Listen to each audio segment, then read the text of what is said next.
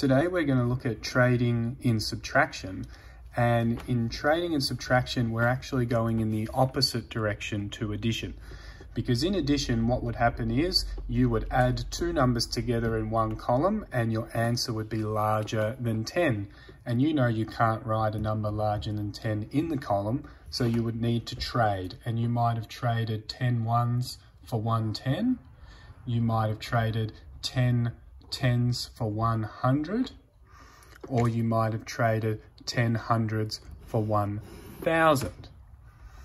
When we're trading in subtraction, we're trying to solve the problem of the top number being smaller than the bottom number, and I'll show you this in a second.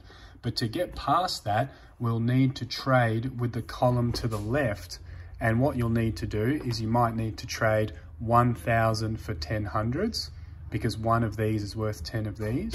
You might need to trade 100 for 10 tens, because one of these is worth 10 of these, or you might need to trade 110 for 10 ones, because one of these is worth 10 of these.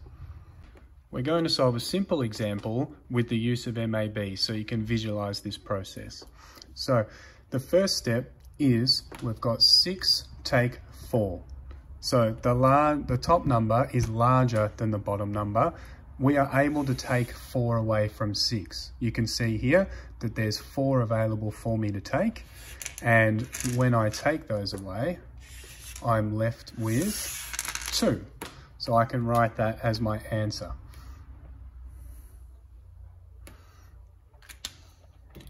However, when we move on to the next step, we have 4 tens take 6 tens. Now, you cannot take 6 from 4. There's not enough to take because the top number is smaller than the bottom number. What you need to do to overcome this is you need to trade 100 for 10 tens.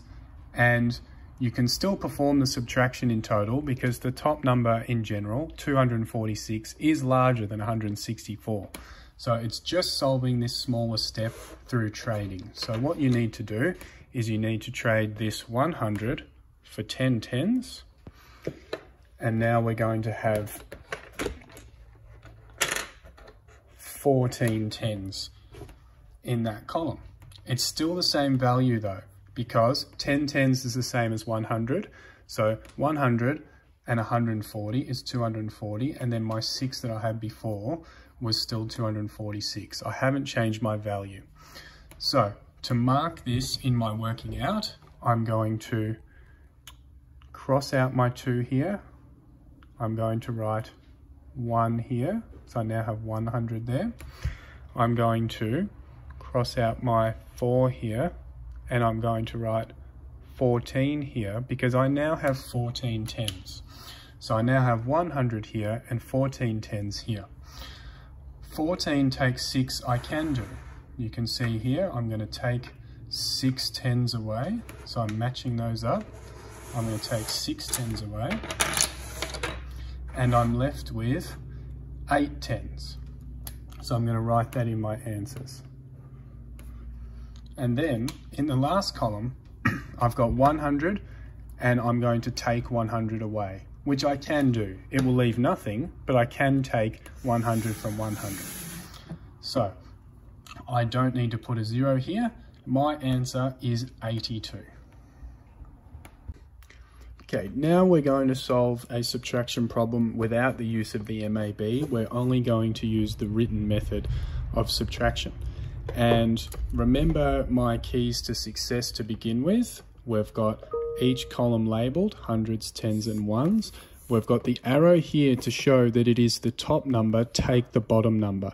This is very important in subtraction because you must be taking the bottom number from the top or you will get the incorrect answer.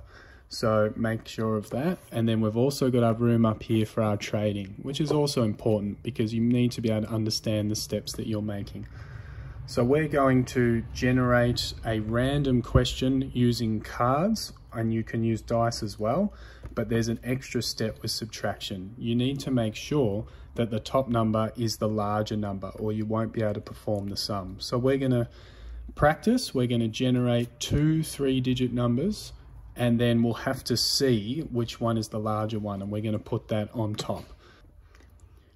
So we're going to flip 2 sets of 3 cards, but then we'll need to see which is larger, and that will be the number that goes on top. So my first number is 479, and my second number is 769.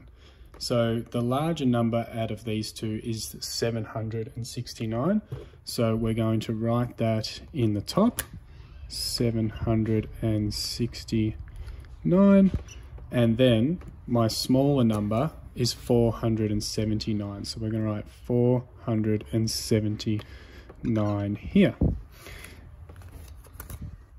Now we can perform our sum because the top number is definitely larger than the bottom number. So first step is 9 take 9. We can perform that. You can take 9 from 9 and it leaves 0. Your second step is 6 tens take 7 tens. Now this number is larger. We cannot take 7 from 6, so we need to trade. And we're going to trade with the column to the left, and in this case it's the hundreds column. And what we're going to do is we're going to trade one of these, so that will leave 6 instead of 7. So we're going to trade one of these for 10 of these. So now we've got 16 tens. So 16 is larger than 7. Now we can perform the subtraction. So we have 16 take 7, which leaves 9. And now we have 6 hundreds take 4 hundreds, which leaves 2 hundreds. So my answer is 290. What I'd like you to do today is I'd like you to make 3 sums at either a 3-digit, a 4-digit, or a 5-digit level today. And I want you making sure that they have the larger number on top, the smaller number on the bottom, but I want your 3 examples to have trading. So if you come up with some numbers and you do the sum and you don't end up doing any trading, then you need to make another set of numbers. So your task finishes when you've done 3 numbers that involve trading. Okay, so best of luck. Show me you're working out. Looking forward to seeing how you go. If you find this hard, we're going to follow this idea up in our next live lesson in maths.